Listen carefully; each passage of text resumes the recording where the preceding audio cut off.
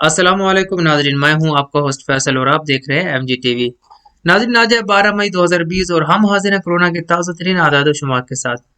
یہ ناظرین، سعودی عرب میں پچھلے 24 گھنٹوں میں ٹوٹل 1911 کورونا کے کیس سامنے آئے ہیں، جن میں سے سب سے زیادہ ریاض میں 443، مکہ المکرمہ میں 407، جدہ میں 306، مدینہ المنورہ میں 176،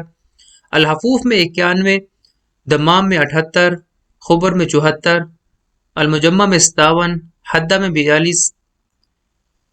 الجبیل میں 33، تبوک میں 27، الزہران میں 18، القرا میں 18، حزم الجلامد میں 18، القطیف میں 17، بیش میں 17،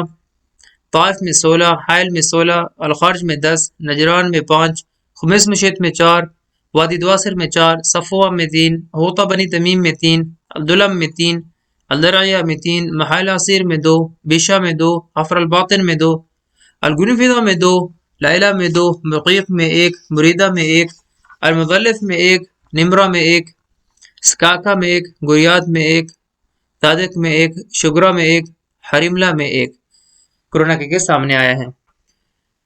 ناظرین، سعودیہ میں ٹوٹل کورونا کے مریضوں کی تعداد 42,925 ہو چکی ہے اور صحت یاب ہونے والوں کی تعداد 15,257 ہو چکی ہے اور وفات پانے والوں کی تعداد 264 ہو چکی ہے۔ ناظرین، آج کی رپورٹ کے مطابق 31% سعودی، 69% اجنبی، 18% خواتین اور 82% مرد حضرات کورونا کا شکار ہوئے ہیں۔ اس کے علاوہ کورونا کے مریضوں میں سے 6% بچے، 92% نوجوان اور 2% 65 سال سے اوپر والے بزرگ ہیں۔ ناظرین، مزید تازہ ترین خبروں کے لیے ہمارے چینل کو سبسکرائب کریں اور ساتھ گھنٹی کے بٹن کو دباتے جائیں تاکہ ہر آنے والی ویڈیو کا آپ کو بر وقت پتہ چلتا رہے۔ اپنے ہوسٹ فیصل کو اجازت دیں۔ اللہ حافظ۔